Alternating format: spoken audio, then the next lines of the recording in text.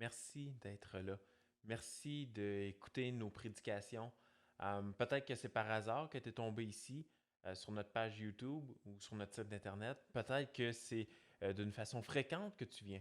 On t'encourage, si c'est une façon fréquente, d'utiliser ces messages, ces prédications en ligne comme un encouragement, une édification pour ton âme. Mais on continue de t'encourager toutefois à fréquenter une église locale, si ce n'est pas ton cas. Engage-toi envers une église. On croit que c'est le modèle biblique qui nous a été laissé de se mettre sous la prédication d'un pasteur dans une église locale. Si pour toi, c'est la première fois que tu es en contact avec une prédication comme celle-ci et que tu aimerais en savoir plus, on t'invite, on t'encourage à nous écrire afin qu'on puisse répondre à tes questions et peut-être même te référer à une église en santé, une église qui prêche droitement la parole de Dieu, c'est-à-dire la Bible, pour ton âme à toi. Bonne écoute.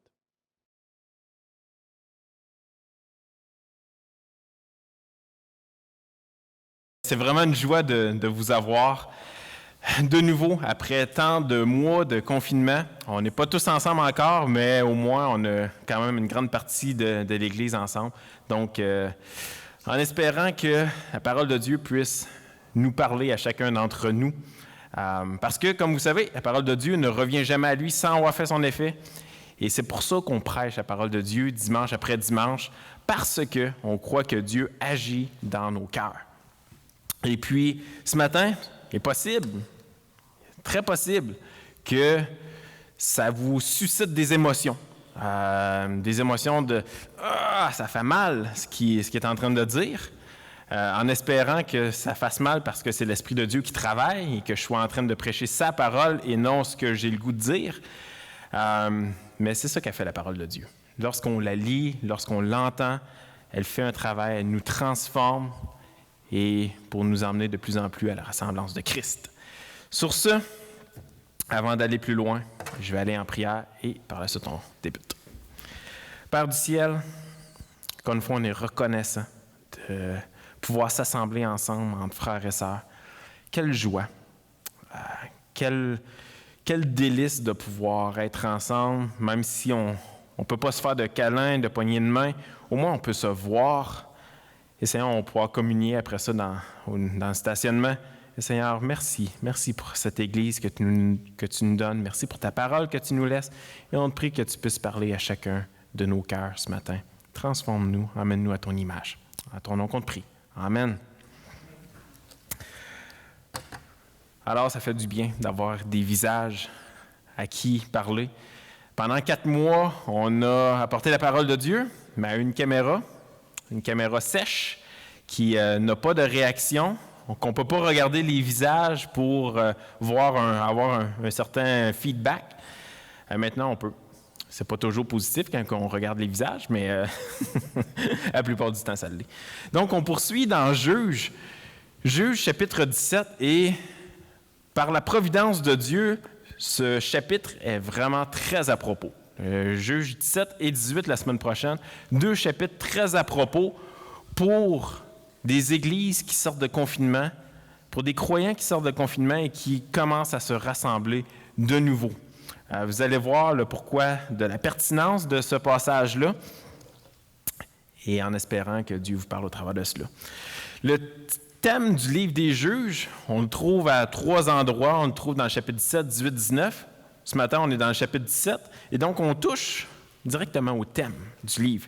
Le thème, si je vous lis le verset, c'est « En ce temps-là, il n'y avait point de roi en Israël. Chacun faisait ce qui lui semblait bon. » Il n'y avait pas de roi qui régnait sur le peuple. Il n'y avait pas Dieu qui régnait en tant que roi sur eux. Mais c'était plus eux qui avaient la propre autorité. C'est eux qui étaient leur propre guide, leur propre maître, et chacun faisait ce qui lui semblait bon, sans avoir aucune autorité. Il y a un cycle qui se fait dans le livre des Juges, un cycle continuel. On l'a vu à partir du début du livre jusqu'à là dans la conclusion. Vous l'avez à l'écran. Je n'ai pas de manette pour changer, mais si quelqu'un aurait la bonté de vouloir le changer derrière, ça serait très apprécié. Et donc, le cycle. Israël fait ce qui déplaît à l'Éternel. On le voit à plusieurs endroits, quasiment à chaque chapitre avec les juges. Israël fait ce qui déplaît à l'Éternel. Par la suite, l'Éternel les livre aux oppresseurs, les peuples ennemis qu'ils ont gardés parmi eux. L'Éternel va les livrer à ce peuple-là. Israël serve l'oppresseur pour X nombre de temps. Par la suite, Israël va crier à l'Éternel. L'Éternel va susciter un libérateur. Il va envoyer un juge, un libérateur pour venir délivrer le peuple des peuples ennemis, pour les diriger, leur donner une direction. L'Esprit de l'Éternel est sur ce libérateur, sur ce juge. L'oppresseur est chassé. Il y a X nombre de temps de paix. Et étant donné que c'est un cycle, ça recommence. Le peuple retourne encore une fois à faire ce qui déplaît à l'Éternel. Et maintenant, c'est bien gentil. Et maintenant, on est dans la conclusion du livre des juges. Alors, on est après les juges, après ces libérateurs. On vient de passer Samson, que personne n'a suivi. Personne n'a suivi Samson. Samson est allé jusqu'à mourir pour tuer le peuple ennemi. Et personne ne l'a suivi. Et le peuple continue dans la déchéance vers le péché. Et à partir du chapitre 17, on ne verra plus aucun autre juge. Et donc, je vous invite à tourner dans Juges, chapitre 17. On va lire les 2 premiers versets. Et je vais donner comme titre au message de ce matin, « Une religion faite maison ». Une religion faite maison. Vous savez, souvent, quand on parle de faire de la nourriture maison, ça a toujours un bon goût. Quand Hélène fait son pain de viande maison, Hélène Thibault, c'est bon. Ça met des images agréables en tête parce qu'on sait que ça va être bon. Quand on fait un dessert maison, c'est bon. Là, une religion fait maison, par contre, c'est pas bon. C'est pas bon ici. Donc, une religion fait maison, et la première section, les 2 premiers versets, causée par une méconnaissance de Dieu et sa loi. Une religion fait maison, causée par une méconnaissance de Dieu et sa loi. Chapitre 17, versets 1 à 2. Il y avait un homme de la montagne d'Éphraïm, nommé Mika. Il dit à sa mère, « Les 1000 et 100 cycles d'argent qu'on t'a pris, et pour lesquels tu as fait des imprécations, même à mes oreilles, voici, cet argent est entre mes mains. C'est moi qui l'avais pris. » Et sa mère dit, « Béni soit mon fils par l'Éternel. » Rappelez-vous, on est après le juge Samson qu'on a vu la semaine dernière, par caméra. Et puis le peuple s'enfonce tranquillement encore vers le péché. Il n'y a plus de juges, ils n'ont pas suivi Samson, ils n'ont plus de guide pour leur vie. Ils font littéralement ce qu'ils désirent. La notion du bien et du mal n'est pas basée sur une moralité qui est au-dessus d'eux, mais plutôt sur ce qu'ils croient être bon ou mauvais. Ils se fient un peu au feeling, le sentiment qu'ils ont. « Ah, ça doit être bon, ça doit être mauvais. » Ils n'ont plus de base. La loi de Dieu, le Dieu avec qui ils sont en alliance, est quasiment complètement dissipée de la connaissance du peuple. Le peuple ne connaît pratiquement plus qui est l'Éternel, ne connaît pratiquement plus ses lois, parce qu'ils ont cessé de les pratiquer, parce qu'ils se sont tournés vers les religions des peuples voisins, ils ont subi cette influence-là, ils ont des idoles, comme qu'on a vu quasiment dans chaque chapitre du livre des Juges. Les idoles sont là, ils viennent influencer. Et l'auteur du livre des Juges nous raconte donc cette histoire de Mika, qui nous provient d'Éphraïm. Mika avait volé 1100 cycles d'argent à sa mère. Et puis, on comprend que c'est une somme qui devait être très élevée. Si on se fie au salaire un peu plus tard dans le chapitre, on va voir l'histoire du Lévite que Mika va engager. Donc, dans toute l'histoire, il y a Mika, il y a sa mère et un Lévite qu'il va engager. Et ce Lévite qu'il va engager va être engagé avec un salaire de 10 cycles annuellement. Donc, il va recevoir 10 cycles par année.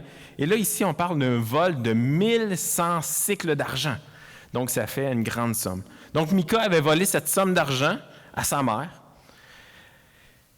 Et certains croient que la mère de Mika, c'est Délila, à cause de la grosse somme précise de 1000 cycles 1100 cycles d'argent. Vous vous rappelez Delilah avec Samson qui avait trahi Samson pour 1100 cycles d'argent, mais on ne sait pas. Et ça a peu d'incidence sur le texte d'aujourd'hui. C'est juste intéressant à savoir. Malheureusement, malgré l'intention de Mika, qui semble honorable, alors qu'il dit la vérité sur son vol, qu'en plus de dire la vérité, il ramène l'argent à sa mère, c'est pas long qu'il va suivre les traces de sa mère. Sa mère, dont on ne sait pas le nom, invoque le nom de l'Éternel pour que la bénédiction repose sur son fils. Mais quand on regarde attentivement ces 2 premiers versets, on voit déjà les premiers signes que Yahweh, que l'Éternel n'était qu'un nom qu'ils utilisaient en vain, sans réellement le connaître. Et c'est ce qu'on va voir à travers de tout le chapitre, que Yahweh, que l'Éternel est un nom qu'ils connaissent, mais sans véritablement connaître qui est l'Éternel. Quand on regarde dans l'Ancien Testament, les seules imprécations ou les malédictions prononcées sont ceux de l'Éternel envers les peuples ou une réitération des malédictions que l'Éternel a fait. Il était défendu de faire des imprécations, de faire des malédictions qui n'ont pas été déclarées par Dieu lui-même. Ce n'était pas acceptable, donc, pour la mère de faire des imprécations parce qu'elle s'était fait voler 1100 cycles d'argent, selon la loi auquel elle était soumise. Et pourtant, c'est exactement ce qu'elle a fait lorsqu'elle s'est fait voler son argent. Elle a déclaré des malédictions sur celui qui avait volé l'argent. Bon, on pourrait se dire, peut-être qu'elle a commis une erreur et qu'elle va demander pardon en réalisant qu'elle a péché contre l'Éternel, le Dieu de l'Alliance. Ça pourrait arriver, mais pas dans cette histoire-ci. Malheureusement, on voit dans les versets suivants une mère et un fils qui se tournent, encore une fois, vers des idoles, mais des idoles de leur propre création, qu'ils ont façonnées avec leurs mains, au lieu de se tourner vers l'Éternel en repentance. Rappelez-vous le cycle qui est encore affiché parce que je ne suis pas habitué de faire bouger ça. En fait, le cycle. Donc, rappelez-vous le cycle ici. Le peuple désobéit à l'Éternel. Le peuple est soumis à l'oppresseur. Il crie à l'Éternel. Et quelquefois, on voit qu'il se repente réellement. Mais ici, ce n'est pas ce qu'on voit dans le texte. Dans l'histoire de Mika et sa mère, on ne voit pas qu'ils se repentent de cela. On les voit s'enfoncer tranquillement dans le péché, dans la déchéance. Vous savez, depuis le début du livre des Juges, on voit le peuple désobéir, chasse pas les peuples ennemis, se tourne vers les idoles. La mère de Mika n'échappe pas aux influences des autres peuples qui vivent parmi Israël. Ça faisait partie des conséquences d'Israël. Israël était supposé éloigner ces peuples-là, était supposé les chasser. Mais qu'est-ce qu'ils ont fait? Ils ont décidé de résider avec eux. Ils ont décidé de les garder parmi eux. Et donc, tout au long du livre des Juges, sont influencés par les peuples voisins, par leur religion, la religion de ces peuples-là, par les dieux, les idoles de ces peuples-là, qui sont parmi eux. Et c'est exactement ce qu'on a ici. Vraiment, la Mika n'échappe pas aux influences des autres peuples. Des peuples ennemis qui agissent comme ils veulent et qui ont rapidement intégré leurs idoles parmi le peuple, ainsi que leur façon de faire, leur propre religion. Ce n'est pas surprenant de voir Mika et sa mère subir l'influence de la religion de ces peuples-là, de leur Dieu. Vous savez, j'ai une question. Quelles ont été nos influences? Quelles ont été les influences sur notre cœur et notre façon de penser dans les derniers mois? On était en confinement pendant 4 mois. On était éloignés de l'Église locale. On ne pouvait pas être rassemblés avec les frères et sœurs. Et vous savez, ça a un impact sur notre cœur. C'est pas pour rien que Dieu a pourvu à l'Église. C'est pas pour rien que Dieu veut qu'on s'assemble ensemble. Mais pendant 4 mois, on était séparés. On était dans le monde, subissant des influences du monde. Et donc, on doit se poser la question, quelles ont été les influences sur notre cœur et dans notre façon de penser dans les derniers mois? De quelle manière est-ce que ça nous a influencés, façonnés? Vous savez, le confinement qu'on a vécu a révélé plusieurs choses de mon propre cœur. Et je ne vous dirai pas tout ce que ça l'a révélé, parce que je ne voudrais pas faire ça sur la place publique. Mais ça l'a révélé comment que parfois, je peux aimer le confort beaucoup plus que les choses de Dieu. À quel point j'ai aimé le confort beaucoup plus que les choses de Dieu. À plusieurs moments. Pas besoin de me déplacer. On est dimanche, pas besoin de me déplacer. Je peux rester à la maison. Pas besoin de me lever tôt. On est dimanche, mais je n'ai pas besoin de me lever de bonne heure comme ce matin.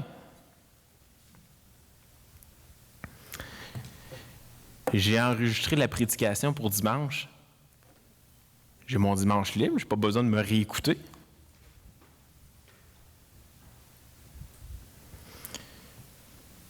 Pas besoin d'être en présence des autres frères et sœurs. J'ai vécu dimanche dernier, je suis encore capable de le vivre, je suis confortable à la maison. Et puis j'étais sincère quand je disais, je me suis réellement ennuyé. Puis ce matin, je le disais à ma femme, comment que j'étais content, j'étais joyeux de pouvoir enfin voir les frères et sœurs, de venir ici, de ne pas parler à une caméra, de parler avec des vrais visages devant moi. Je suis sincère dans tout ça.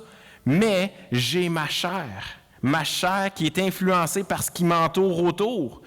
Et vous savez, le culte du confort qu'on a dans ce beau monde est assez répandu et vient nous influencer. Et il influence mon propre cœur. Et nombre de fois, il a fallu que je confesse à Dieu, que je me repente. Quelles ont été les influences sur votre cœur, sur votre manière de penser dans les derniers mois? Quand on vit une épreuve, tel un confinement, on doit chercher à comprendre ce que Dieu a à nous apprendre et on doit également faire une auto-évaluation de comment est-ce qu'on a réagi face à cette épreuve-là.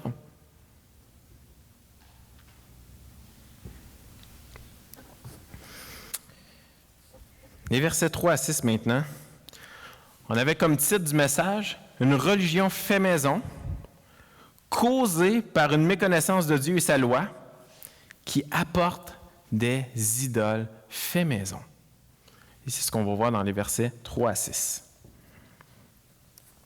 Il rendit à sa mère les 1100 cycles d'argent, et sa mère dit, « Je consacre de ma main cet argent à l'Éternel, afin d'en faire pour mon fils une image taillée, une image en fonte. Et c'est ainsi que je te le rendrai. » Il rendit à sa mère l'argent. Sa mère prit 200 cycles d'argent, et elle donna l'argent au fondeur, qui en fit une image taillée, une image en fonte. On les plaça dans la maison de Mika. Ce Mika avait une maison de Dieu. Il fit un éphod et des téraphins. Et il consacra l'un de ses fils qui lui servit de prêtre. Et le verset 6, « En ce temps-là, il n'y avait point de roi en Israël. Chacun faisait ce qui lui semblait bon. » Il n'y avait pas de roi en Israël, il n'y avait pas de roi humain. Dieu n'était pas roi. Et chacun faisait ce qui lui semblait bon. Qu'est-ce qui est en train de se produire ici? Mika remet l'argent à sa mère. Voyez ce qu'elle dit. « Je consacre de ma main cet argent à l'Éternel. » Je consacre cet argent à l'Éternel. Vous savez, une bonne intention n'est pas toujours synonyme d'une bonne action.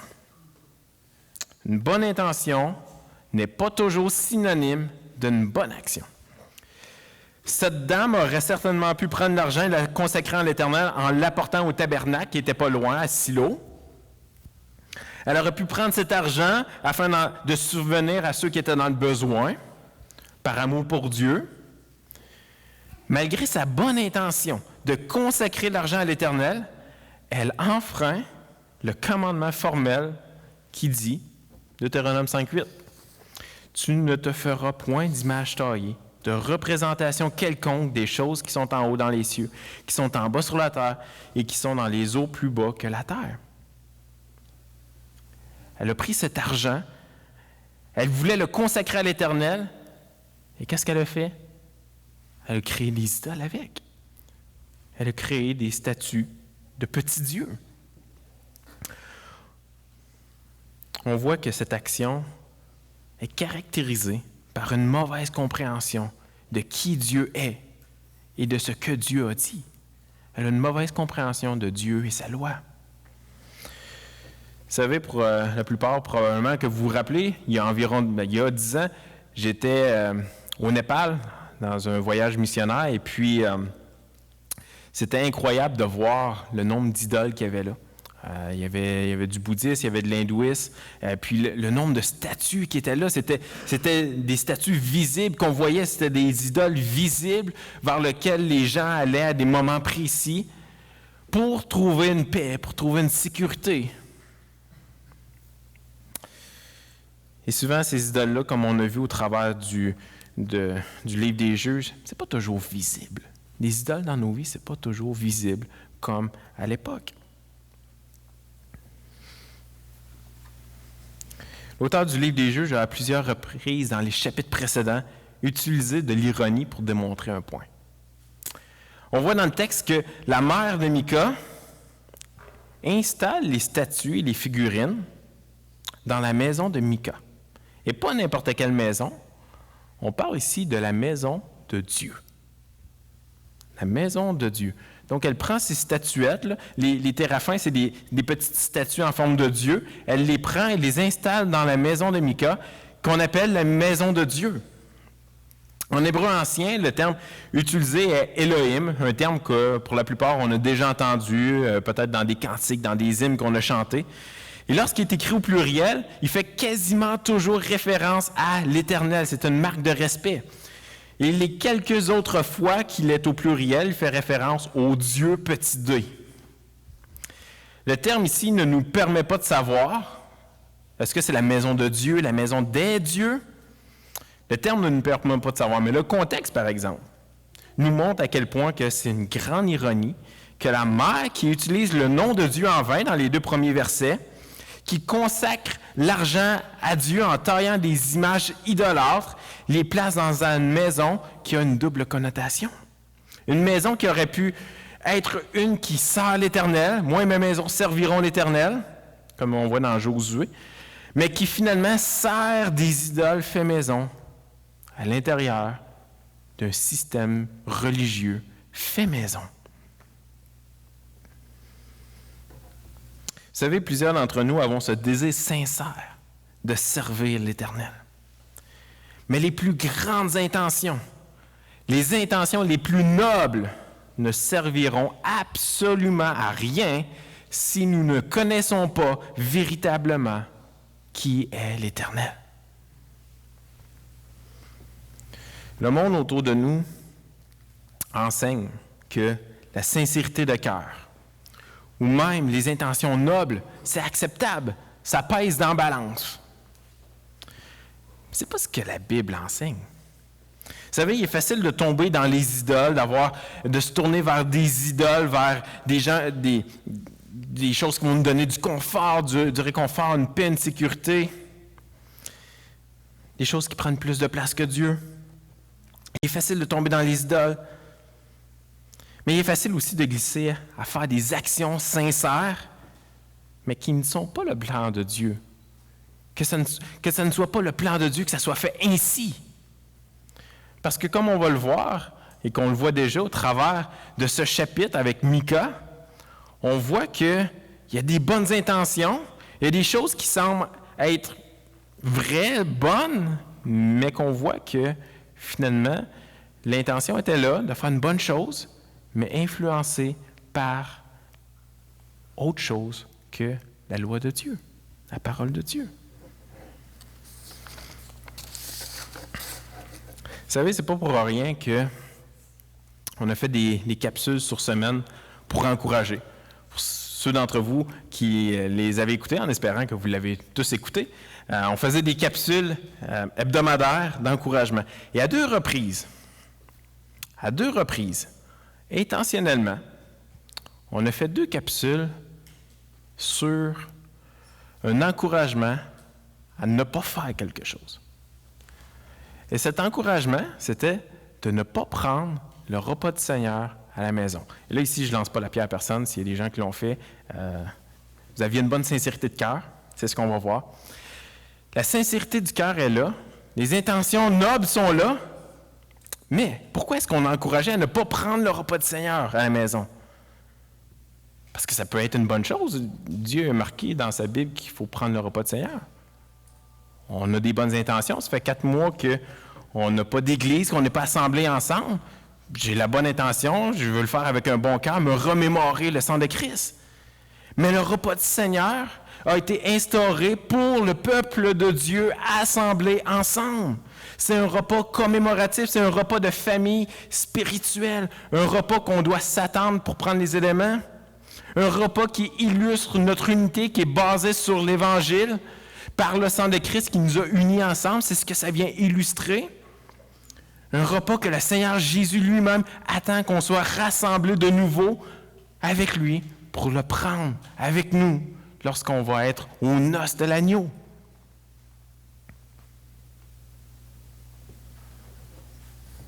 Est-ce qu'on peut faire ce qu'on veut avec la parole de Dieu? Est-ce qu'on peut changer ce qu'on désire dedans si on est juste sincère? Si on voit que c'est une bonne chose? Quelle est l'autorité qui est au-dessus de nous? Est-ce que c'est la parole de Dieu? Peut-être que certains d'entre vous vous dites « Ah, des fois, ils sont pointilleux sur des aspects comme ça. C'est pas un si big deal que ça. J'ai pas la foudre qui va venir me foudroyer si je le fais. » Vous savez, on va être une église fondée sur la parole de Dieu. C'est écrit là, une église locale fondée sur les Écritures. On veut une église qui est basée sur ce que Dieu dit. Et une église qui suit les plans que Dieu a pourvus pour chaque chose dans sa parole. On voit avec Mika, avec sa mère, quand on fait des choses qui semblent être bonnes à nos propres yeux, que finalement, ça va tout croche. On va le voir surtout dans le chapitre 18 la semaine prochaine avec Éric. Dieu a pourvu à des choses dans une manière précise et nous, on se doit de le faire de la manière que Dieu l'a prescrit. Le livre des Juges témoigne d'une façon incroyable qu'on a un Dieu fidèle envers le peuple de son alliance, envers ses enfants. Un Dieu qui abonde en grâce. Que malgré nos erreurs, malgré nos chutes répétitives, on a un Dieu bon, un Dieu gracieux, un Dieu miséricordieux, un Dieu qui nous a déjà pardonné avant même qu'on aille à lui en repentance.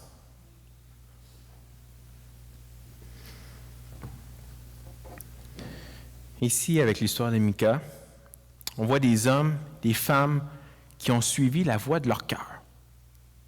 De leur cœur pécheur, de leur cœur influencé par les systèmes de pensée des autres peuples, des autres religions, au lieu de se laisser influencer par la voix de l'Éternel, celui qui les a sans cesse délivrés. Faites la lecture de tout l'Ancien Testament et voyez à quel point que Dieu poursuit son peuple avec amour sans cesse, à quel point l'Éternel est toujours en train de les délivrer, même quand ils font les pires erreurs, les pires péchés, l'Éternel les délivre. On l'a vu tout au long du livre des Juges, tous les juges qu'il a envoyés, ces libérateurs. Et maintenant, on est après Samson. L'histoire des juges est terminée. Le peuple n'a plus de représentants ici sur terre pour les guider, pour les délivrer. Et ils s'en vont droit dans le péché, dans la déchéance. Ils s'éloignent tranquillement de la loi de Dieu.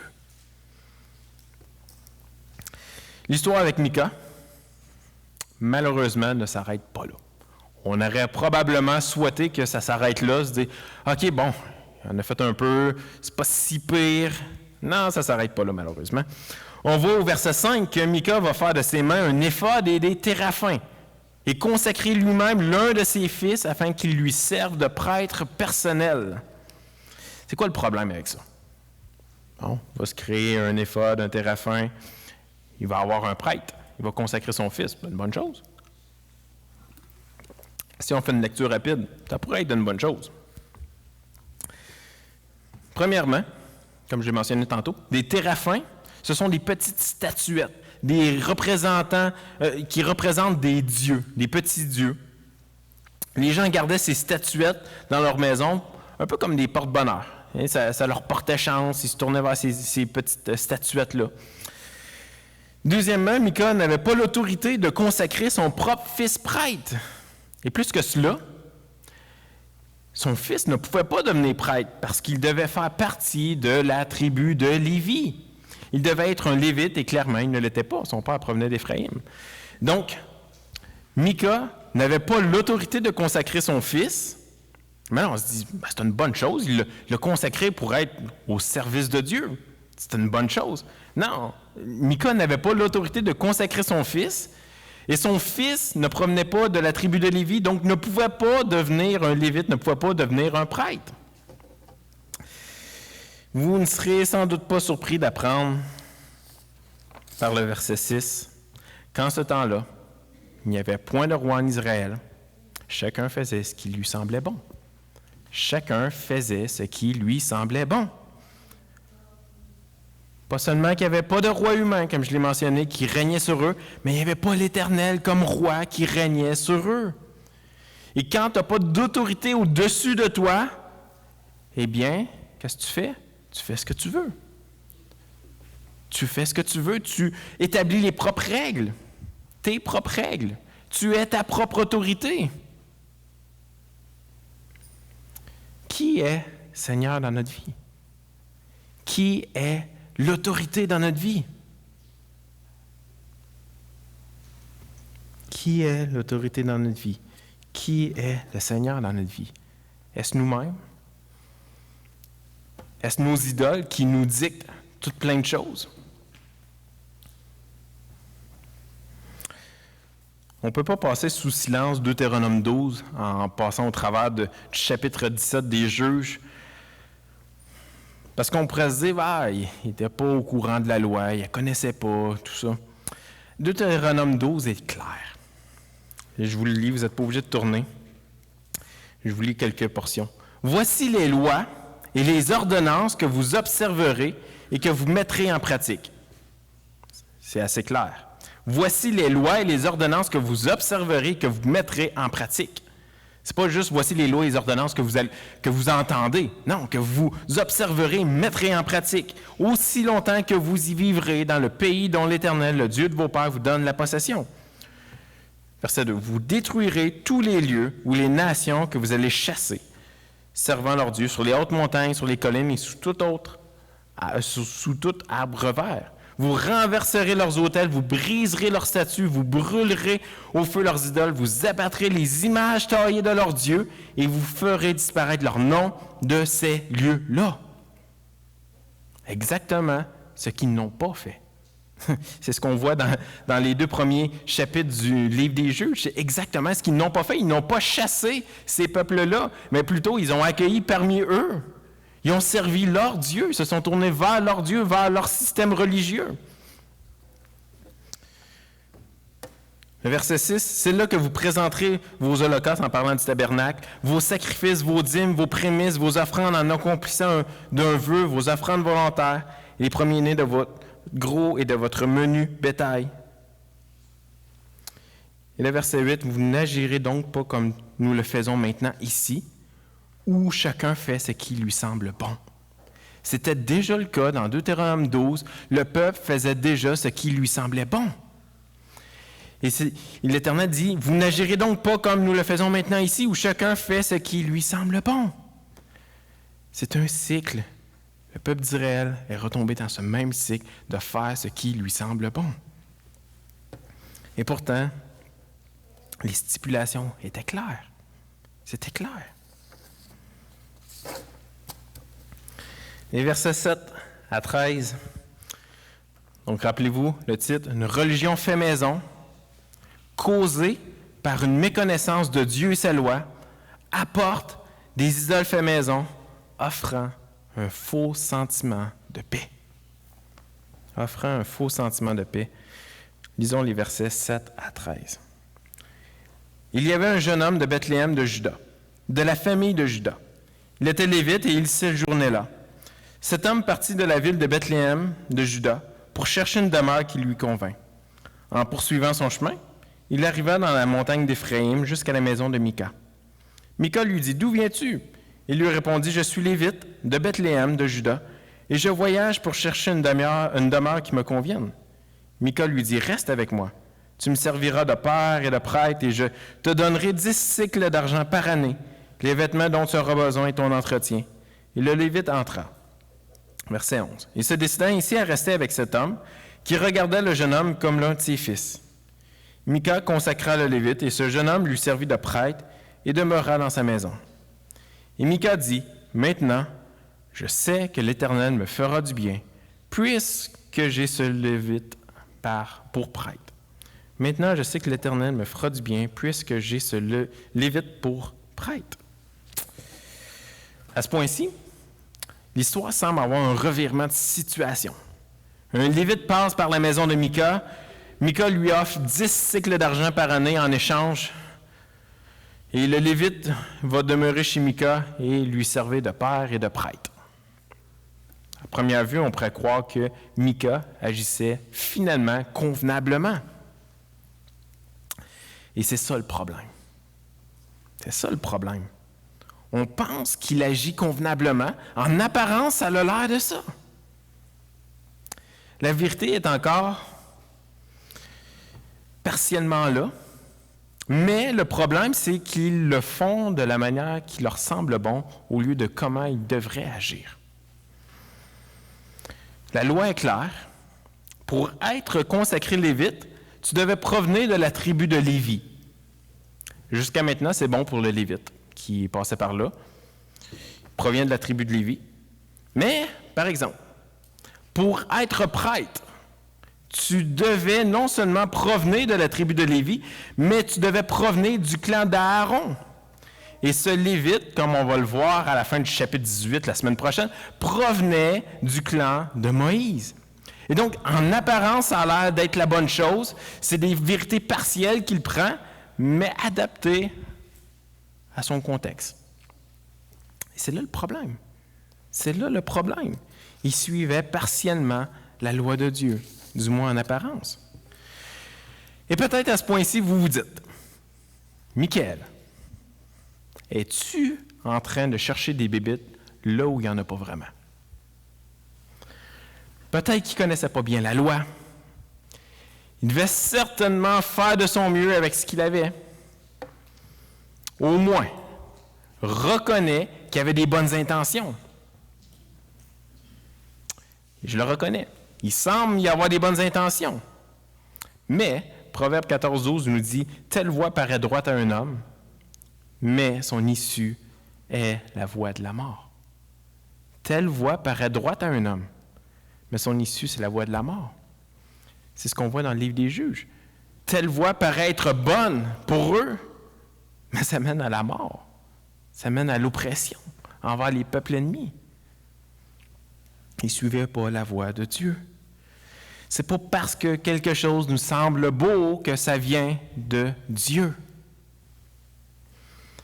Non seulement ce Lévite ne pouvait pas être prêtre, comme on va le voir la semaine prochaine, mais il ne servait même pas l'Éternel. Il servait ce que le plus offrant voulait lui donner. Au lieu d'être au service du temple, comme il aurait dû, ou du tabernacle à ce moment-là qui était à Silo, il fait une distorsion du plan de Dieu en étant un prêtre personnel, un prêtre maison, comme s'il était un peu un porte-bonheur dans la maison de Mika. On le voit au verset 13, et Mika dit « Maintenant, je sais que l'Éternel me fera du bien, puisque j'ai ce Lévite pour prêtre. » À cause qu'il a un Lévite pour prêtre personnel, il croit que l'Éternel va lui donner la bénédiction, va lui faire du bien.